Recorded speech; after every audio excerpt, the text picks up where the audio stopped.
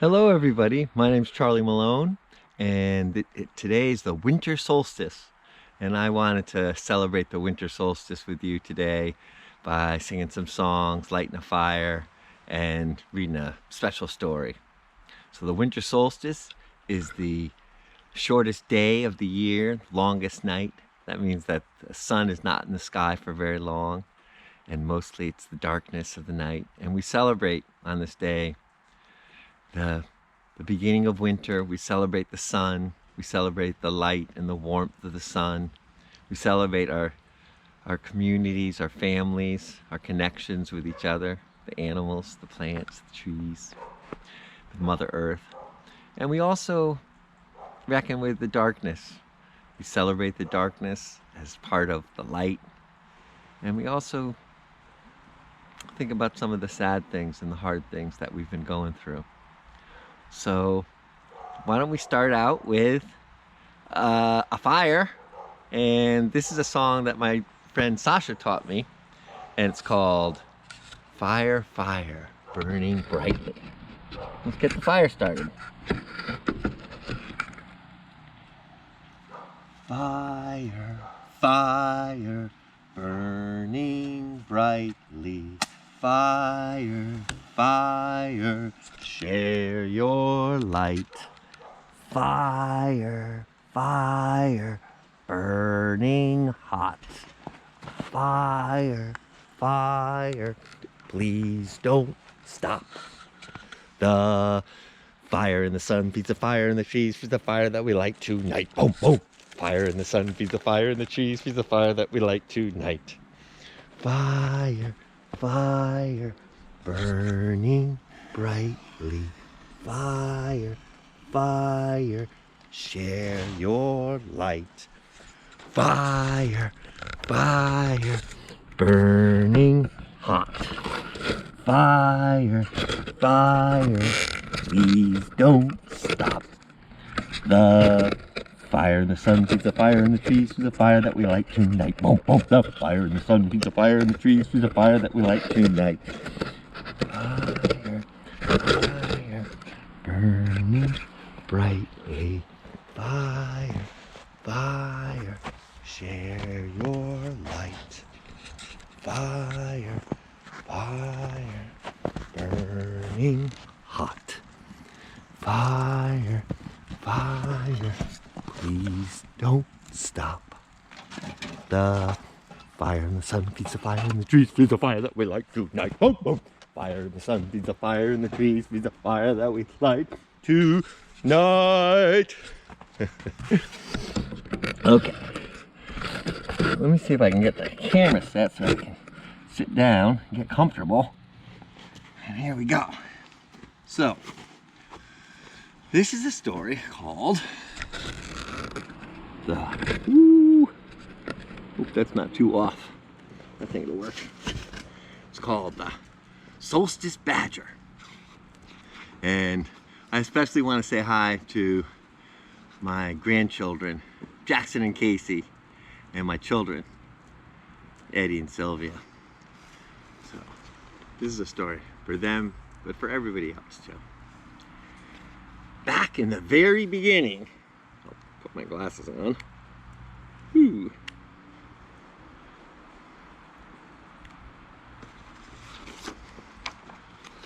Back in the very beginning, when the world was young, it was always summer. The sun walked unhurriedly across the sky in joy each day. But there came a time when his head grew heavy, his light was weaker, and all the first creatures wondered and worried. One evening, as he was descending beneath the earth and the moon was rising, she called to him across the gulfs of the sky.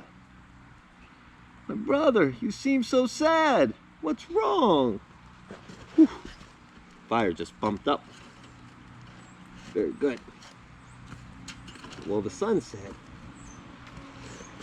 "Oh, sister, I'm so lonely. Everything on earth down to the little field mouse has a companion. Even you have the stars. But I am alone," he sighed. "Oh, I see," she said. "I'll spread the word, dear brother, and we will find you a friend." The moon whispers to the sea each night, and the sea listens. And on this night she told it what the sun had said. The sea told the fishes, and the fishes told the birds. The sun is lonely. Soon all the creatures of the air had heard the news, and they gathered to discuss the matter. "What could be simpler?" called the first crow, ruffling her white feathers. White feathers. "I myself will fly to the sun and keep him company." And so it was that in the morning, as the sun began his journey, he saw a tiny white speck flying towards him. It grew bigger as it approached, and the sun thought joyfully, "Someone is coming to see me." It took Crow a long time to reach him, but she was as strong as she was stubborn, and finally lit breathlessly on the sun's strong arm. "I'm here to be your friend, my lord," she gasped, bowing respectfully. But the sun was dismayed, for her feathers were blackening as he watched.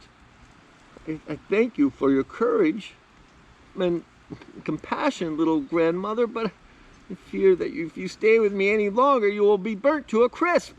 Please go." Crow, her last white feathers frizzling, was hurting too much to speak, and she nodded and left. Oh my goodness. The next day, the hummingbird declared that he would try. "Things that move quickly don't burn," he said, "and the sun must have a friend." So he shot up into the sky like a comet, up and up, but it was much farther than he thought. He wasn't quite halfway there when his tiny breast went crimson with effort, and he fell exhausted back to the earth. After him, the eagle made an attempt, and the osprey, and the albatross, and even the little sparrow. All the birds tried and failed, and the sun grew more and more dismal.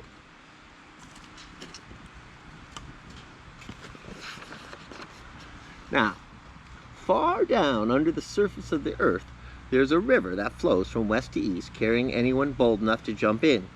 It runs from horizon to horizon, and both the sun and the moon rest in its waters whenever they are in the sky. Now, near this east-flowing river, through a cave and to the left, lived the first badger. His tunnels went everywhere, and he loved the bright jewels he found in the darkness. He ate well on root vegetables, mushrooms, and subterranean berries. His home was a giant geode whose walls glittered and sparkled. In his solitude, he was content. A geode is a big rock that when you crack it open, there's all kinds of crystals inside. So his whole home is like a crystal palace. One night, he heard someone crying and quickly followed the sound down one of his tunnels to the banks of the river. There he found the sun, who had climbed out of the water for a while so he could weep where no one would see him. "What's wrong?" Badger asked gently. The sun, startled, jumped to his feet. A new creature? I've never seen anything like you before. But run away before I burn you too." And he started to cry some more. But Badger shook his head. "I've collected gems in the white-hot center of the world," he said. "You'll not burn me. Come to my home and have tea." And smiling through his tears, the sun did. They spoke of many things together, as kindred spirits do. At length the sun took his leave, for it was nearly time for morning. That day rose so clear and bright, all things living on earth knew that he must have found a friend, and they were really happy for him. That night he went straight to Badger's house, where his own light was refracted and beautified by the crystal walls, and they continued their talks and their stories. Badger loved to hear of the doings of those he called the surface people, who he had never seen. So the sun told him tales of turtle and otter, of horse and tree, bird and vine, so vividly that Badger could close his eyes and see them in his mind's eye. The sun was so engrossed in storytelling, Badger had to remind him when it was past time for him to leave so he could get back up in the sky. The next night it was Badger's turn to speak. He told of the heartbeat of Mother Earth that you can only hear with your bones, and of the fire sprites that dance in the glowing molten places with lava. His adventures among mountain roots and underground geysers and down echoing pitch-black natural stone wells. He told of the shallow tunnels from which he could listen to the surface if not see it. And they both forgot the time, and the sun left later than ever. Now things went on this way for 6 whole months, 6 whole moons. The sun would rise a little later every day and walk a little faster across the sky. He was so preoccupied with thinking over things his friend had said or laughing over a joke they had shared that he didn't notice that the world was changing. The leaves were falling, the winds were bitter, and the very first snow began to fall. The trees took it patiently, because trees always do, but all the other creatures were miserable. The turtle hadn't figured out how to hibernate, the birds hadn't learned how to go south to migrate, and the squirrel hadn't figured out how to hide some nuts for the tough days. There came a day when the sun fairly sprinted through the sky, for he remembered a story he hadn't told Badger yet, and he couldn't wait to tell it. But when he reached the house, his friend was standing in the doorway looking sad. "Better come with me," said Badger, and he walked away. The sun hesitated before running to catch up. After all his time, he had never gone into the dark places far from the river. But Badger led him through many twisting, branching tunnels until he was quite lost. "Now, my friend, listen," he whispered, and the sun realized they were in a shallow tunnel. And he listened, and he heard the sigh of the wind and the creaking branches, and he heard the sounds of shivering and sneezing, but no bird songs and no scampering happy feet. "You spent too much time with me," Badger said gently. "The world misses you a lot."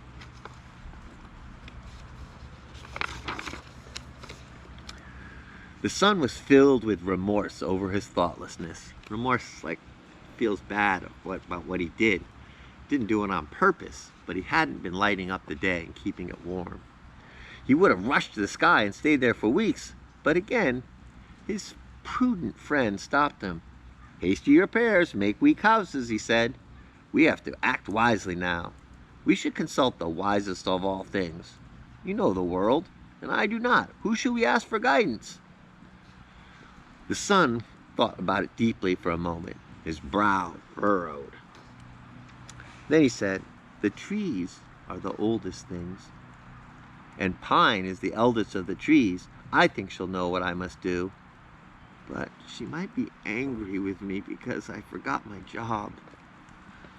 "Oh, I'll go to her," Badger said, "and I will take some gifts to soothe her anger." And together they returned to Badger's home, where they filled a sack with all the most glorious gems he had collected and enough food for a mighty feast. "Wait here for me," he told the sun, and then, for the first time, torch in paw, he tunneled up to the surface. Ooh, it's a big adventure for Badger. Now Pine Tree stood in a glade in the forest. She was blanketed with snow, but her dignity and foliage was unchanged by the changing weather. Her spreading branches sheltered a great many of the first creatures. She had hatched from her cone long before the first sunrise and had seen all things born of nothing, so she was not so easily surprised. And thus it was that Badger scrabbled to the surface before her. She greeted him calmly. "Hello, small friend, animal who has befriended the sun," and her deep voice caused the ground to quiver. "Welcome." Badger bowed before her and said, "My friend wishes to undo the harm he unwittingly caused. If he went back to his old ways, would the world be healed?"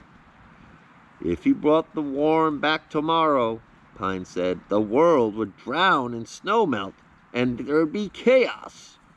There was a short silence while the wind howled. Ooh. Eventually, Badger spoke again. "Wise one, I've brought gifts for you. Will you accept them with our apologies and tell me what advice to give my only friend?" And he opened his sack to reveal foods beyond count and jewels without price. And Pine Tree looked at them thoughtfully. "A generous gift," she told him. and one I have no use for. Give them to the creatures who have all suffered more than I. As for the solution, it is simple. The sun must regain his old habits as gradually as he lost them. All good things in this world happen slowly. Seeds, eggs, and seasons alike.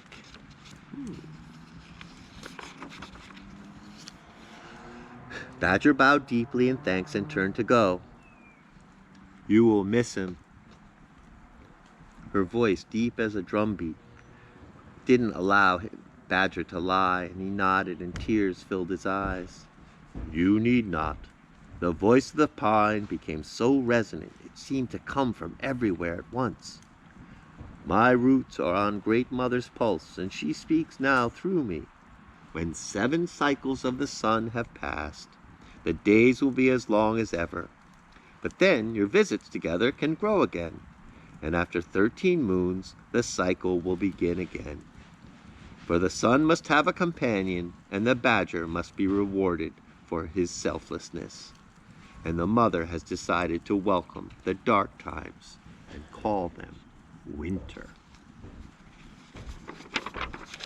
All things alive held their breath in a moment of awe, and Badger joyfully cried, So might it be! And on this night of every year I promise to come to the surface and give gifts to all the small beasts, gifts of thanks and blessings, of love, and a token of the sun's return. And he held his torch up high, and he sang, Here, take it, call them!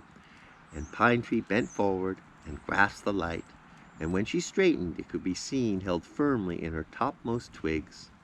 Far and near, the creatures of the forest saw it flickering in the dark and began to draw closer. As they arrived, one by one, they saw that Badger had been busy. Pine Tree was covered in jewels that shimmered and sent rainbows dancing all over the glade. And on the ground were spread a banquet, enough for everyone and more. Badger watched the glorious feast begin, well satisfied, and then he tunneled back as fast as he could to tell the sun the good news. And the next morning began a little earlier.